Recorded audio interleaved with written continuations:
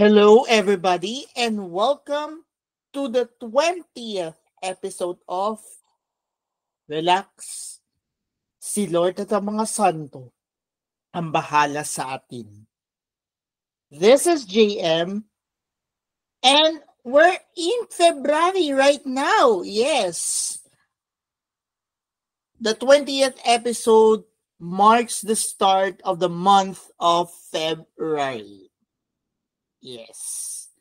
We will begin our February episode with the Saturday of the third week in ordinary time. So now let's listen to the readings of the day for the third week in ordinary time. Shall I say the Saturday of third week in ordinary time? Our first reading is taken from the letter to the Hebrews, chapter 11, verses 1 to 2, followed by verses 8 to 19. Again, our first reading is taken from the letter to the Hebrews, chapter 11, verses 1 to 2, followed by verses 8 to 19. A proclamation from the letter to the Hebrews. Brothers and sisters, faith is the realization of what is hoped for and evidence of things not seen. Because of it, the ancients were all attested. By faith, Abraham obeyed when he was called to go out to a place that he was to receive as an inheritance. He went out, not knowing where he was to go. By faith, he sojourned in the promised land as in a foreign country, dwelling in tents with Isaac and Jacob, heirs of the same promise. For he was looking forward to the city with foundations, whose architect and maker is God. By faith, he received power to generate, even though he was past the normal age, and Sarah herself was sterile. For he thought that the one who had made the promise was trustworthy. So it was that there came forth from one man, himself as good as dead, descendants as numerous as the stars in the sky, and as countless as the sands on the seashore. All these died in faith. They did not receive what had been promised, but saw it and greeted it from afar, and acknowledged themselves to be strangers and aliens on earth.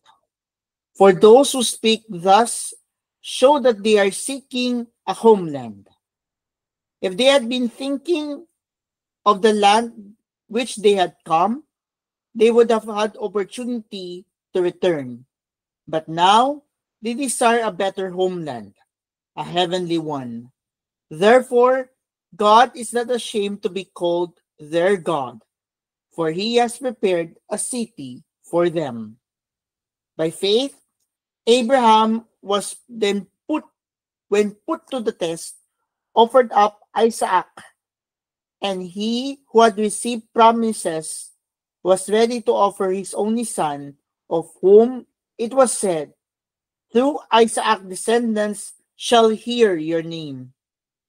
He reasoned that God was able to raise even from the dead, and he received Isaac back as a symbol. The word of the Lord. Thanks be to God. Our response to the responsorial psalm is, "Blessed be the Lord, the God of Israel. He has come to his people." Please repeat. Blessed be the Lord, the God of Israel. He has come to his people. He has raised up for us a mighty Savior, born of the house of his servant David. Response: Blessed be the Lord, the God of Israel. He has come to his people. Through his holy prophets, he promised of old that he would save us from our sins, from the hands of all who hate us. He promised to show mercy to our fathers and to remember his holy covenant. Response: Blessed be the Lord, the God of Israel. He has come to his people.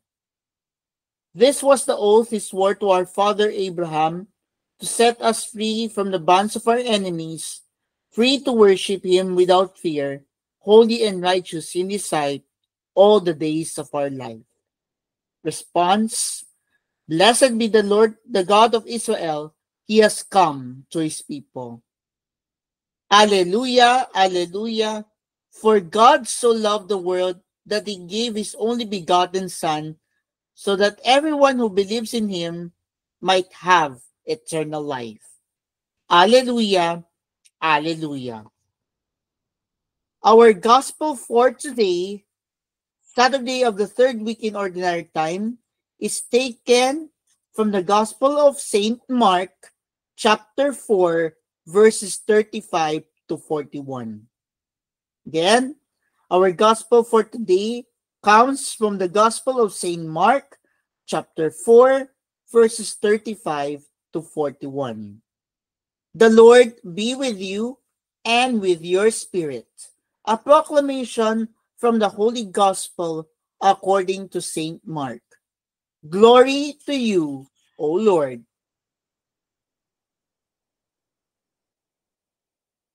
On that day, as evening drew on, Jesus said to his disciples, "Let us cross to the other side."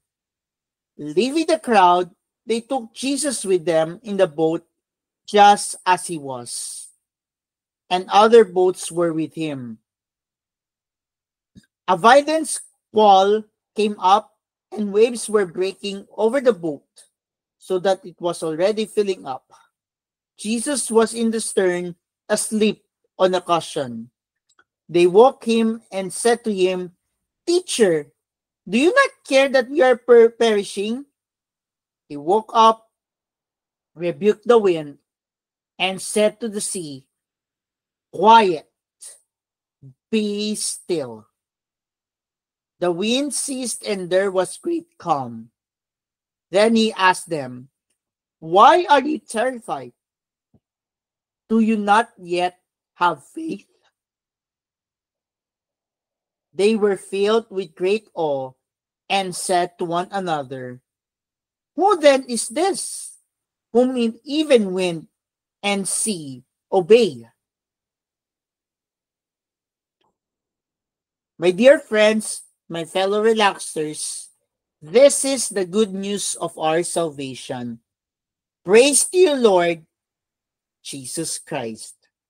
Again, we open February with open arms as we celebrate the month of love. Yes, this February is called the Love Month. But of course, let's listen to the reflection for today, the February 1, the Saturday of third week in Ordinary Time. The reflection comes from the Paghahawan tungo sa liwanag ng salita ng Diyos 2025. And our reflection for today is, paano nahalin tulad ang mga problema sa buhay sa malakas na hangin at alon sa karagatan? Wika ng mga kasama ni Jesus sa bangka, sino ito na kahit na ang hangin at mga alon ay sumusunod sa kanya? Naniniwala ka ba na kayang lutasin ni Jesus ang mga bagyo o problema sa iyong buhay? Lakasan ng loob at pananampalataya kay Jesus, lalo kapag dumaranas na matinding pagsubok. Maging matyaga sa pagdarasal at panatilihin ang kapayapaan. Habang hinihintay ang solusyon na naayon sa kalooban ng Diyos. Magtiwala kay Jesus sa kanyang pangako na hindi tayo iiwan at sasamahan tayo sa anumang sitwasyon ng ating buhay.